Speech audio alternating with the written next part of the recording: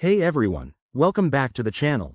Today, we're tackling a hot topic in the crypto world: how to transfer your XRP from Robinhood to Coinbase in 2025.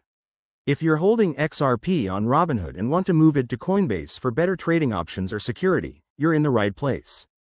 This process is straightforward, but always remember that crypto can be tricky, so let's dive in step by step to keep things safe and simple. First off, before you start, make sure you have a few things ready. You'll need active accounts on both Robinhood and Coinbase, with XRP in your Robinhood wallet. Also, verify your identity on both platforms if you haven't already. It's crucial for security in 2025's evolving crypto landscape. Step 1. Log into your Robinhood app or website. Head over to your portfolio and find your XRP holdings. Look for the withdraw or transfer option. Robinhood might call it something similar. Once you're there, select XRP as the asset you want to move. Next, you'll need your Coinbase wallet address. Jump over to Coinbase, log in, and go to your wallet section. Copy the XRP wallet address. Double-check it to avoid any costly mistakes. Back on Robinhood, paste this address into the withdrawal form. Enter the amount of XRP you want to transfer, and review the transaction details, including any fees.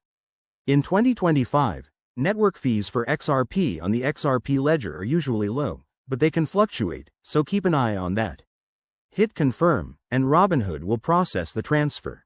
This might take a few minutes to a couple of hours, depending on network congestion.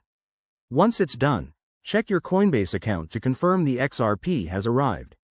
If everything looks good, you're all set. A quick word of caution: always use the official apps and enable two-factor authentication to protect your assets. Things can change with regulations or platform updates in 2025, so stay informed. That's it for this guide. Transferring crypto doesn't have to be scary when you know the steps.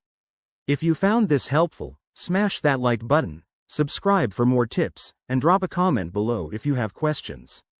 Thanks for watching, and see you in the next video.